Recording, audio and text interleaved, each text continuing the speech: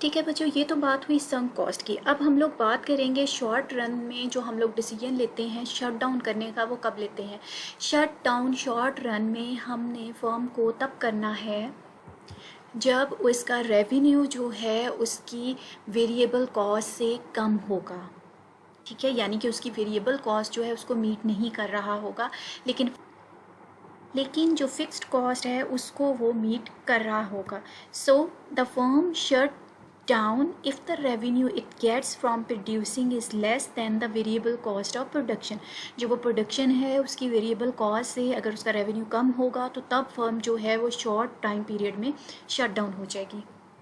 सो इसका मतलब ये हुआ कि फर्म जो है वो मार्केट में तब तक रहेगी जब तक उसका रेवेन्यू ग्रेटर देन होगा वेरिएबल कॉस्ट के। सो हम लोग कह सकते हैं a firm should stay in business as long as price is greater than average variable cost. अगर एवरेज वेरिएबल कॉस्ट से ज़्यादा उसकी प्राइस होगी तो जो है फर्म वो बिजनेस में रहेगी। ठीक है, शॉर्ट रन में हमने वेरिएबल कॉस्ट को जस्ट कंसिडर करना है, फिक्स्ड कॉस्ट को हम लोग कंसिडर नहीं करते for the short time period. So अगर हमारी वेरिएबल कॉस्ट जो है वो मीट हो रही है तो हम लोग बिजनेस में रहेंगे, अदरवाइज हम लोग शट डाउन कर जाएंगे। So what does it means, if a price is less than average variable cost then firm should shut down even in the short run. अगर फर्म जो है वो अपनी एवरेज वेरिएबल कॉस्ट मीट नहीं करे, यानी कि उसकी प्राइस जो है वो एवरेज वेरिएबल कॉस्ट से कम है, यानी कि कॉस्ट ज़्यादा पड़ रही है और सेल जो है, जो प्राइस है, सेलिंग प्राइस वो कम है खर्चों से, यानी कि कॉस्ट से, तो फर्म क्या करेगी, शट डाउन कर देगी। तो फर्म जो है वो शट डाउन कर देगी, अपना प्लांट या अपनी फर्म जो है या अपना बिजनेस जो है उसको शट डाउन कर दिया जाएगा। सो फर्म शॉर्टली कब जो है वो शट डाउन होगी, if total revenue is less then variable cost. अगर टोटल रेवेन्यू आपका वेरिएबल कॉस्ट को मीट नहीं कर रहा, यानी कि उससे लेस है, तो हम लोग क्या करेंगे, शट डाउन कर देंगे। ठीक है, shut down if total revenue divided by Q is less then variable cost divided by Q, यानी कि एवरेज रेवेन्यू, यानी कि एवरेज रेवेन्यू जो है वो लेस देन हो एवरेज वेरिएबल कॉस्ट से, तो हम लोग क्या करते हैं, शट डाउन कर देते हैं। या इसको दूसरे अल्फाज में अगर हम कहें कि average revenue is equal to marginal revenue is equal to price. So in short हम ये भी कह सकते हैं कि अगर प्राइस जो है वो less than average variable cost होगी तो हम उसको क्या करेंगे, फर्म को शट डाउन। और अगर इस सिनेरियो में हम लोग सप्लाई कर्व की बात करें तो जो supply curve marginal cost curve को हम लोग कहते हैं, जैसे कि हमने पहले भी डिस्कस किया। सो मार्जिनल कॉस्ट का वो कर्व जो एवरेज वेरिएबल कॉस्ट से ऊपर वाला हिस्सा होगा वो क्या होगा, वो कंपेटिटिव फर्म का शॉर्ट रन में सप्लाई कर्व होगा, यानी कि the portion of the marginal cost curve that lies above average variable cost is the competitive firms short run supply curve. इस बात को अब हम ग्राफ के थ्रू देखते हैं किस तरह से। देखिएगा, लेफ्ट साइड पे कॉस्ट है और हॉरिजेंटल साइड पे हमारे पास क्वांटिटी आ रहा है। तो ये मैंने ड्रॉ किया है मार्जिनल कॉस्ट कर्व। बेसिकली अब हमने जो बात की थी कि कब जो है वो फर्म जो है शट डाउन कर जाएगी शॉर्ट रन में, उसके ऊपर बात करने लगे हैं ग्राफिकल पॉइंट ऑफ व्यू से। सबसे पहले देखिएगा मार्जिनल कॉस्ट कर्व मैंने ड्रॉ किया है, ठीक है। इसके बाद मैं ड्रॉ करूँगी एवरेज टोटल कॉस्ट। ये एवरेज टोटल कॉस्ट कर्व है और ये एवरेज वेरिएबल कॉस्ट कर्व है। जैसे कि हमने यहाँ पे बात की कि अगर एवरेज वेरिएबल कॉस्ट मीट हो रही है तो हम शट डाउन नहीं करेंगे, अगर एवरेज वेरिएबल कॉस्ट से लेस है तो हम क्या करेंगे, शट डाउन। और हमने एक बात ये की कि सप्लाई कर्व जो एमसी कर्व है वो होता है, और सप्लाई कर्व जो एवरेज वेरिएबल कॉस्ट से ऊपर वाला हिस्सा है एमसी का, वो क्या है, सप्लाई कर्व होगा फर्म का शॉर्ट रन में। सो इसको मैं ड्रॉ करती हूँ। देखिएगा, ये बात हमने की, यानी कि यहाँ से लेके यहाँ तक का पोर्शन एमसी है, तो इसको अगर हम इधर जोड़ दें तो बात एक ही है, ठीक है। यहाँ से ये ज़ीरो को इस तरह कनेक्ट कर जाएगा। सो वही बातें जो हमने पहले डिस्कस की थ्योरेटिकली, अब हमने उसको देखा ग्राफिकली, ठीक है। सो ये जो रेड लाइन मैंने ड्रॉ की है एमसी की, जो एवरेज वेरिएबल कॉस्ट से ऊपर है, ये क्या है, ये फर्म्स का शॉर्ट रन में सप्लाई कर्व है, ठीक है। और जब एवरेज वेरिएबल कॉस्ट से नीचे फर्म ऑपरेट करेगी तो उसको क्या करना है, फर्म को शट डाउन हो जाना है, प्राइस लेस हो जाती है एवरेज वेरिएबल कॉस्ट से, ठीक है। यानी कि इस पॉइंट से जब प्राइस नीचे होगी तो फर्म क्या करती है, डिसीजन लेती है शट डाउन का, ठीक है बच्चों। और ये वाला जो पोर्शन है जो डिनोट कर रहा है एवरेज वेरिएबल कॉस्ट से ग्रेटर पी को, जो पी ग्रेटर आ रहा है यहाँ पे, जाहिर है कि ये एवरेज वेरिएबल कॉस्ट का पॉइंट है जहाँ कट हो रहा है एमसी, तो इससे ऊपर वाला ये जो पोर्शन है, इट्स मीन कि यहाँ पे प्राइस हायर है than average variable cost. So at this point firm will continue to produce in the short run, short run में वो कंटिन्यू करेगी प्रोड्यूस करना प्रोडक्शन को. So if firm continue to produce, then firm will continue to produce a profit or earn a profit. इससे उसका profit भी earn होगा. So this was all about a short run decision कि firm shut down होती है short run में, और वो कब होती है शट डाउन, जब वो एवरेज वेरिएबल कॉस्ट को मीट कर लेती है तब शट डाउन नहीं होती. जब वो मीट नहीं कर पाती, प्राइस उसकी लेस होती है एवरेज वेरिएबल कॉस्ट से, तो तब वो होती है शट डाउन. अब हमने बात करनी है firms long run decision to exit और एंटर अ मार्केट. एग्जिट हमने बात की थी to leave the market. Enter अब हम बात करेंगे मार्केट के अंदर दाखिल होना. अब हम लॉन्ग रन में देखेंगे कि हमको एग्जिट कब करना है और हमको मार्केट में एंटर कब होना है. एग्जिट फर्म तब करती है जब नेगेटिव प्रॉफिट्स आ रहे होते हैं, यानी कि प्रॉफिट जीरो से लेस होगा. जीरो से लेस होगा तो -1, -2, -3 की तरफ जाएगा, माइनस में. जब प्रॉफिट आपका नहीं हो रहा होता, माइनस में फिगर जा रहा होता है, इट्स मीन कि आप लॉस में जा रहे हो. जब आप लॉस में जा रहे हो तो लॉन्ग रन में, तो आप क्या करते हो, एग्जिट का फैसला करते हो कि आप परमानेंटली अपनी जो फर्म है उसको क्लोज कर देते हो. So in the long run the firm exit if the revenue it would get from producing is less than its total cost. For example, if profit is less than 0. जब आपका total revenue कम होगा total cost से, यानी कि आपकी cost ज़्यादा होगी, total cost आपकी ज़्यादा हो और टोटल रेवेन्यू आपका कम हो, यानी कि आप खसारे में जा रहे हो, नुकसान में जा रहे हो, तो तब आप जो है एग्जिट का डिसीजन लेते हैं. So we need to exit when total revenue is less than total cost and exit if revenue जब कम होगा टोटल कॉस्ट से तो हम एग्जिट कर देंगे. तो इसके अलावा अगर हम टोटल रेवेन्यू को डिवाइड कर देते हैं क्वांटिटी के साथ तो ये बन जाता है एवरेज रेवेन्यू, ठीक है. और इसी तरह अगर हम टोटल कॉस्ट को क्यू के साथ डिवाइड कर देते हैं तो ये बन जाएगा हमारे पास एवरेज टोटल कॉस्ट ATC, ठीक है. तो अब हम देख लेते हैं कि एग्जिट हमने कब करना है, जब अब हमने एग्जिट कब करना है, जब एवरेज रेवेन्यू या प्राइस हमारी लेस होगी एवरेज टोटल कॉस्ट से.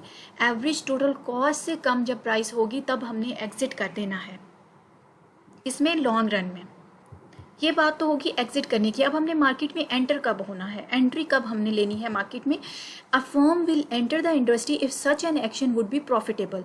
अगर आपका एक्शन जो है वो प्रॉफिटेबल है, मीन्स कि आपकी फर्म जो है वो प्रॉफिट अर्न कर रही है, तो तब आपने क्या होना है, मार्केट में एंटर होना है. सो इसका ऑपोजिट क्या होगा, if TR mean total revenue is greater than total cost, तो आप एंटर होंगे मार्केट में, ठीक है.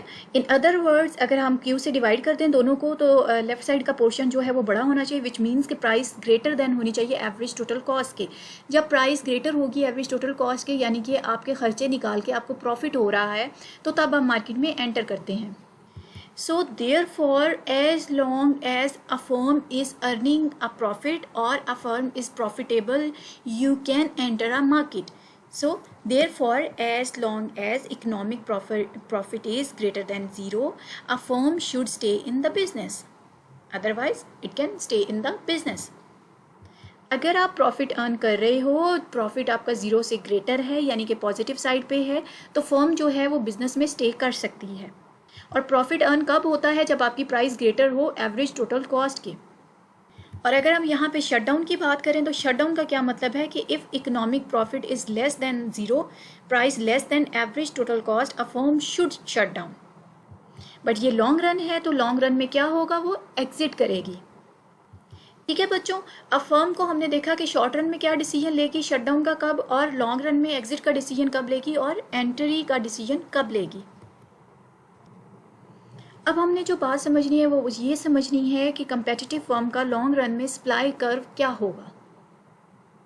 जैसे कि इसमें हमने बात की कि एवरेज टोटल कॉस्ट से ग्रेटर होगी प्राइस, तो वो क्या होगी, फर्म जो है वो एग्जिट नहीं करेगी, मीन वो सर्वाइव करेगी फर्म.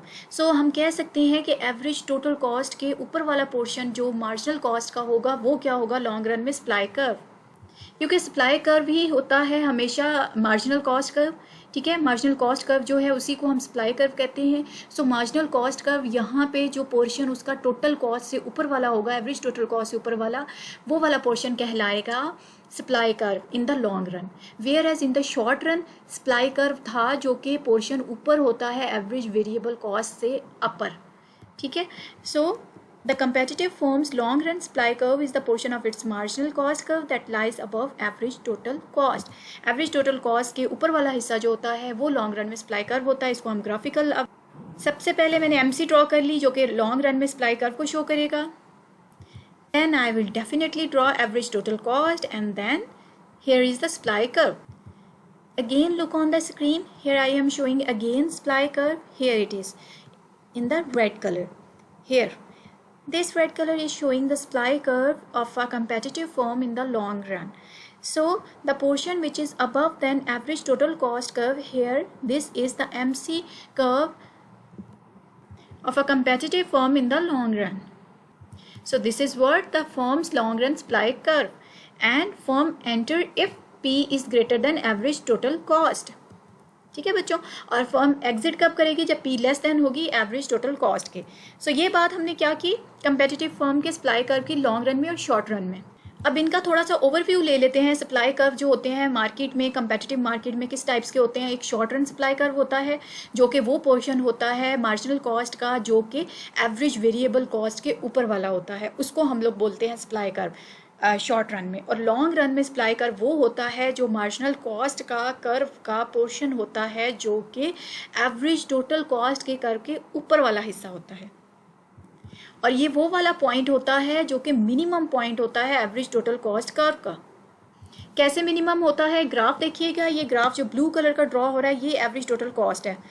आप देखिए ये सबसे कम कहाँ पे है, यहाँ ज़्यादा है, फिर उससे कम, उससे कम, उससे कम, उससे कम, उससे कम, और फिर यहाँ पे दोबारा बढ़ना शुरू होगी. तो ये पॉइंट जहाँ पे ये मार्जिनल कॉस्ट को कट कर रही है, यही पॉइंट इसका लोएस्ट पॉइंट है जहाँ पे एवरेज टोटल कॉस्ट सबसे कम होती है.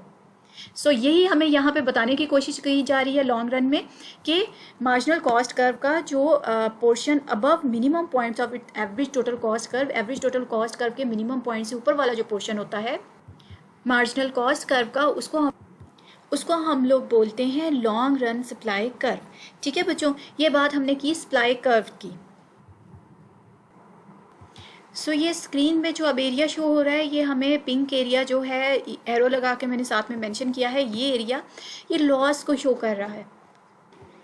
सो अब हमने बात करनी है सप्लाई कर्व की कंपेटिटिव मार्केट में एंड स्पेसिफिकली मार्केट सप्लाई की. मार्केट सप्लाई हम उसको बोलेंगे तमाम इंडिविजुअल सप्लाईज़ को या क्वांटिटी सप्लाईज़ को अगर हम ऐड अप कर दें तो वो मार्केट सप्लाई बन जाती है. मीन अगर इंडिविजुअल फॉर्म की सप्लाई को ऐड करें, ठीक है, तो बाकी फॉर्म्स के साथ अगर फॉर एग्जांपल मार्केट में 100 फॉर्म्स हैं तो 100 फॉर्म्स की सबकी सप्लाई ऐड अप करके मार्केट सप्लाई, वो मार्केट सप्लाई को डिनोट करती है. So market supply equals the sum of quantity supplied by the individual firms in the market. और अगर हम शॉर्ट रन में देखें मार्केट सप्लाई जिसमें फिक्स नंबर ऑफ फॉर्म्स हैं तो उसमें अगर हम बात करें और वो क्वांटिटी ऑफ आउटपुट जो कि एक स्पेसिफिक फॉर्म या तमाम फॉर्म्स जो प्रोड्यूस कर रही होती हैं उसको कहते हैं क्वांटिटी सप्लाइड. इन शॉर्ट यहाँ पे ये बात की जा रही है फर्स्ट पॉइंट में, for any given price each firm supplies a quantity of output so that's its marginal cost equals to price. किसी भी गिवन प्राइस पे जो फॉर्म्स होती हैं तमाम किसी भी मार्केट में वो क्या करती हैं, वो सप्लाई करती हैं क्वांटिटी ऑफ आउटपुट ताकि उनकी मार्जिनल कॉस्ट जो है वो प्राइस के इक्वल हो सके. और जो इन सब की क्वांटिटी सप्लायर्स को एडअप करके जो एक मार्केट सप्लाई बनाई जाती है, वो जो मार्केट सप्लाई कर्व होता है वो रिफ्लेक्ट करता है तमाम इंडिविजुअल फॉर्म्स के मार्जिनल कॉस्ट कर्व को. क्योंकि हमने बात की थी कि मार्जिनल कॉस्ट कर्व ही हमारे पास क्या होता है, सप्लाई कर्व. क्योंकि हमने बात की थी कि मार्जिनल कॉस्ट कर्व ही हमारे पास क्या होता है, सप्लाई कर्व. अब हम इसको ग्राफिकली देख सकते हैं. लेफ्ट साइड पे इंडिविजुअल फॉर्म का सप्लाई कर्व है और राइट साइड पे मार्केट सप्लाई है. अब देखिएगा ये MC कर्व मैंने ड्रॉ किया है लेफ्ट साइड पे, ठीक है, और ये क्वांटिटी डिनोट हो रही है 100 यूनिट्स. ठीक है, यहाँ पे ये 100 यूनिट्स है, क्वांटिटी 100 है और इसकी प्राइस 1 है. और इसको अगर हम इंक्रीज़ करें, अब प्राइस 2 हो गई और क्वांटिटी 200 हो गई. ठीक है, और यहाँ पे इसके बरक्स देखिएगा. उससे पहले आपको ये बताना चाहूँगी ये थोड़ा सा पॉइंट जो है वो डिसबैलेंस हो गया है, ये यहाँ पे आएगा इस जगह पे. ठीक है, इस ग्राफ के ऊपर आएगा ये पॉइंट, ये यहाँ से नीचे हो गया. ठीक है, एनीवेज. अच्छा, अब राइट साइड पे मैंने ड्रॉ किया है सप्लाई कर्व. ये मार्केट सप्लाई कर्व है जो कि तमाम इंडिविजुअल फॉर्म्स के MC कर्व को डिनोट कर रहा है, शो कर रहा है या इनकॉर्पोरेट करता है. अब यहाँ पे क्या होगा, 100 फॉर्म्स एक प्राइस पे, $1 प्राइस जब थी तो उस पर 100 फॉर्म्स जो थी 100 क्वान्टिटीज़ बना रही थी. अब यहाँ क्या हुआ, एक ही प्राइस पे ये 1 लाख लिखा हुआ है. ठीक है, यहाँ 1 लाख क्यों है? क्योंकि यहाँ 1 रुपये पे जो है वो क्वांटिटी 1 लाख प्रोड्यूस हो रही है, क्योंकि ज़्यादा सारी की सारी फर्म्स जो हैं उनकी आपने एड अप कर ली है क्वांटिटी सप्लाइड। ठीक है, इसी तरह इनकी आगे इंक्रीज़ होगी, $2 पे 2 लाख जो होगी इनकी क्वांटिटी सप्लाइड हो जाएगी, क्योंकि ये मार्केट सप्लाई कर्व को शो कर रहा है। ठीक हो गया, ये हमने बात की शॉर्ट रन मार्केट सप्लाई की। ठीक है, अब हम लोग बात करेंगे long run market supply with entry and exit. As we know कि जब आपका इकोनॉमिक प्रॉफिट जो है वो नेगेटिव जाता है, या सिंपली आप कह सकते हो कि जब आपका प्रॉफिट नेगेटिव जा रहा होता है तो उस वो क्या करती हैं? एग्जिट कर जाती हैं इंडस्ट्री को। So negative economic profit causes firms to exit the industry. और हमें ये भी पता है कि वो एंट्री कब करती हैं। Similarly positive economic profit draws new firms to the industry. जब पॉजिटिव इकोनॉमिक प्रॉफिट होगा या प्रॉफिटेबल जब होगी फर्म या इंडस्ट्री, तो उसमें क्या होती है? न्यू फर्म्स जो होती हैं वो उस इंडस्ट्री में एडअप हो जाती हैं या उस मार्केट में ऐड हो जाती हैं। और हमें जैसे कि पता है कंपेटिटिव मार्केट में एंट्री जो है फ्री एंट्री एंड एग्जिट है, कोई बैरियर नहीं है।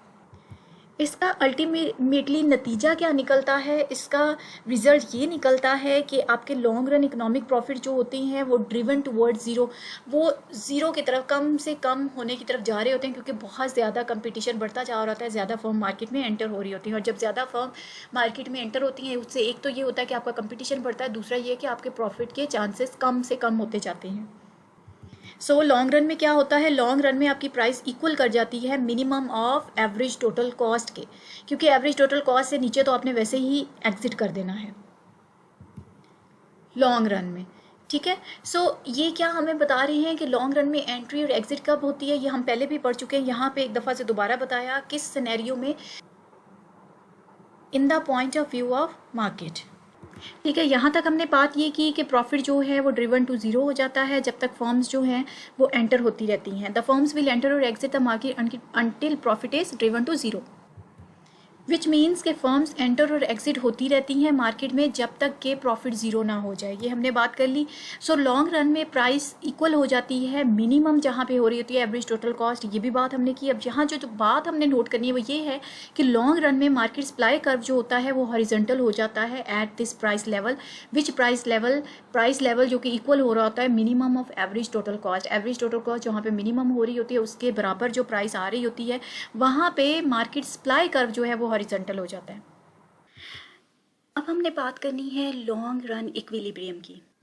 इसके लिए हम लोग ग्राफ देखेंगे, उसी तरह मार्जिनल कॉस्ट कर्व और एवरेज टोटल कॉस्ट कर्व जो है हम लोग ड्रॉ कर लेंगे। और इक्विलिब्रियम का आपको पता है कि इक्विलिब्रियम कब आता है? जब cost is equal to price आ जाएगी, यानी कि profit is equal to zero. तो ज़ीरो प्रॉफिट लेवल जो होता है वहाँ पे हमारा इक्विलिब्रियम होता है, यानी कि प्राइस जो है वो यहाँ पे टच कर रही है एवरेज टोटल कॉस्ट को। जितनी कॉस्ट है उतनी ही प्राइस है, सेलिंग प्राइस। तो ये चीज़ क्या चीज़ डिनोट कर रही है? ये लॉन्ग रन इक्विलिब्रियम को शो कर रही है। और ये क्वांटिटी जो है ये इक्विलिब्रियम क्वांटिटी और प्राइस जो है इक्विलिब्रियम प्राइस है। So in the long run the entry and the exit of the firm leads to the zero economic profit. So price equals minimum average total cost. Long run में क्या होता है? Entry और exit जो होती है firm की वो हमें लेके जाती है ज़ीरो प्रॉफिट की तरह, और तरफ वो किस तरह लेके जाती है वो पहले मैं एक्सप्लेन कर चुकी हूँ। और इस लेवल पे इक्विलिब्रियम लेवल पे price equal to minimum average total cost हो जाती है। ठीक है, अब हम लोग देखेंगे कि ज़ीरो प्रॉफिट कंडीशन और मार्केट सप्लाई, या मार्केट सप्लाई जो है वो उसकी हम लोग देख लेंगे अकॉर्डिंग टू फर्म सप्लाई के, या in comparison to firm supply. अच्छा, फर्म में जब जीरो प्रॉफिट होता है, जीरो प्रॉफिट मीन इक्विलिब्रियम होता है, तो क्या कंडीशन होता है? ये एमसी हो गया, ये एवरेज टोटल कॉस्ट। हमने बात की कि प्राइस जो है वो मिनिमम लेवल पे एवरेज टोटल कॉस्ट के जाके हिट करती है। ठीक है, अब ये बात आ रही है ये मार्केट सप्लाई की है। यहाँ पे क्या आप लोग देख रहे होंगे कि सप्लाई जो है वो बिल्कुल स्ट्रेट लाइन है और वो प्राइस की इक्वल है।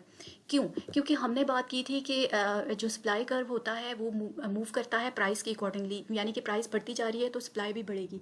जब प्राइस ही कांस्टेंट है, यहाँ पे ये प्राइस हमारे पास आ रही है इतनी, इस लेवल पे, फॉर एग्जांपल यहाँ पे $5 है, तो हमारे पास सप्लाई भी क्या हो जाएगी? हॉरिजॉन्टल।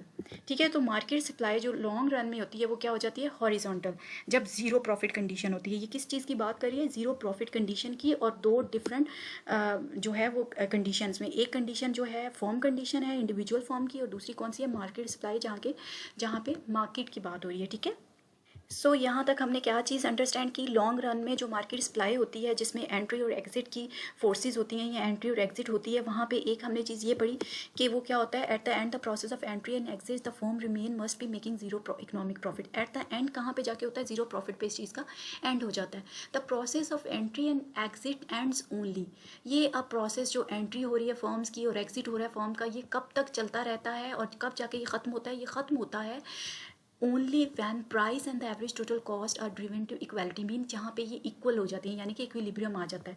सो लॉन्ग रन के इक्विलिब्रियम में firm must operate at there efficient level, और एफिशिएंट लेवल क्या है, मैक्सिमम प्रॉफिट जहाँ पे आ रहा होता है, ठीक है। या इन शॉर्ट इसको हम लोग कह सकते हैं कि इक्विलिब्रियम जहाँ पे होगा हम उसको कंसिडर करेंगे कि इक्विलिब्रियम पे मैक्सिमम प्रॉफिट है। वो कैसे है, टेबल के थ्रू देखिएगा जी। इस टेबल में देखिएगा हम लोग चेंज इन प्रॉफिट को देख रहे हैं, और यहाँ पे देखें जब जीरो प्रॉफिट है, कोई प्रॉफिट नहीं हो रहा, वहाँ पे M C is equal to M R है, यानी कि प्राइस के इज इक्वल है। हमने एम आर को कहा था कि M R is equal to A R is equal to P, ये प्राइस की इक्वल है। अच्छा, ये हो गया P is equal to M C, ठीक है। अब क्या सीन है यहाँ पे, ये देखिएगा कि अब यहाँ पे प्रॉफिट ज़ीरो है, तो प्रॉफिट ज़ीरो पे मैक्सिमम हमारे पास क्या है, जहाँ पे चेंज इन प्रॉफिट ज़ीरो हो जाएगी। और ज़ीरो प्रॉफिट चेंज के ऊपर हम लोगों ने क्या बात की थी कि यहाँ पे प्रॉफिट मैक्सिमाइजेशन पॉइंट होता है, यहाँ पे प्रॉफिट सबसे मैक्सिमम होता है। कैसे, ये चेंज इन प्रॉफिट तो ज़ीरो है, तो इधर देखिएगा ये प्रॉफिट वाला कॉलम है, ये प्रॉफिट देखिए यहाँ पे 15 आ रहा है, 1 है, 6 है, 10 है, 14। अब यहाँ सबसे ज़्यादा प्रॉफिट क्या है, 15, और 15 वैल्यू अगेंस्ट किसके आ रही है, चेंज इन प्रॉफिट ज़ीरो, ठीक है। सो यही बात हम लोग यहाँ पे इस थर्ड पॉइंट में कर रहे हैं कि लॉन्ग रन में इक्विलिब्रियम जो होता है must have firms operating eight there efficient scale. जब लॉन्ग रन इक्विलिब्रियम जो है उससे क्या होता है कि फर्म्स जो हैं अपने एफिशिएंट स्केल पे सबसे एफिशिएंट लेवल पे ऑपरेट कर रही होती हैं, यानी कि वर्क कर रही होती हैं, ठीक है। अच्छा, यहाँ पे अब एक बात उन्होंने की है कि अगर जब शिफ्ट आता है डिमांड में, तो उसके शिफ्ट आने की वजह से शॉर्ट रन में एंड लॉन्ग रन में जब डिमांड का शिफ्ट आता है तो क्या असर होता है, क्या असर होता है, एन इंक्रीज इन डिमांड, ठीक है। जब डिमांड आपकी इंक्रीज़ होती है और जब शिफ्ट आता है डिमांड में, तो इसकी वजह से क्या होता है, रेजिस प्राइस, प्राइस इंक्रीज़ हो जाती है और क्वांटिटी भी इंक्रीज़ हो जाती है शॉर्ट रन में, ठीक है। इसका मतलब ये है कि firm earn profit because price now exceeds average total cost. Firm का जो है वो प्रॉफिट भी इंक्रीज़ होना शुरू हो जाता है, या फर्म जो है वो प्रॉफिट बनाना शुरू कर देती है। क्यों, क्योंकि प्राइस अब जो है एवरेज टोटल कॉस्ट से ऊपर निकल जाती है, ठीक है, जब शिफ्ट आता है डिमांड में। ये किसकी बात हो रही थी, शॉर्ट रन की। तो अब हम इनिशियल कंडीशन देख लेते हैं। अब ये दो ग्राफ आपके पास इसलिए शो हो रहे हैं लेफ्ट राइट में, क्योंकि एक इंडिविजुअल फर्म का है, दूसरा पूरी मार्केट को रिप्रेजेंट कर रहा है, राइट साइड वाला।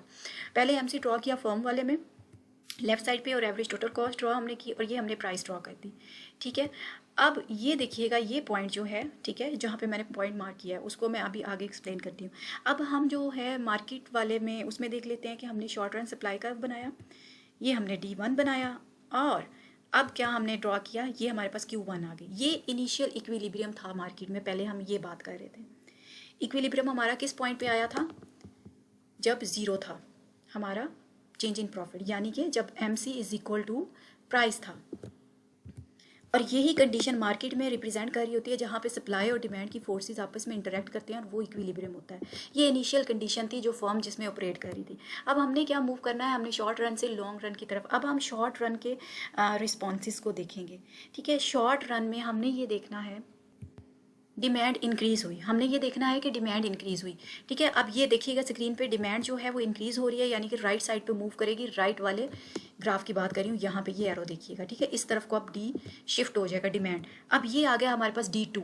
अब इस D2 के आने से देखिएगा यहाँ पे, अब इसके अगर बिल्कुल सामने लेके जाएँ तो प्राइस यहाँ पे P2 आ जाएगी, और इसके नीचे अगर हम लिखें तो क्वान्टिटी Q2 आनी चाहिए।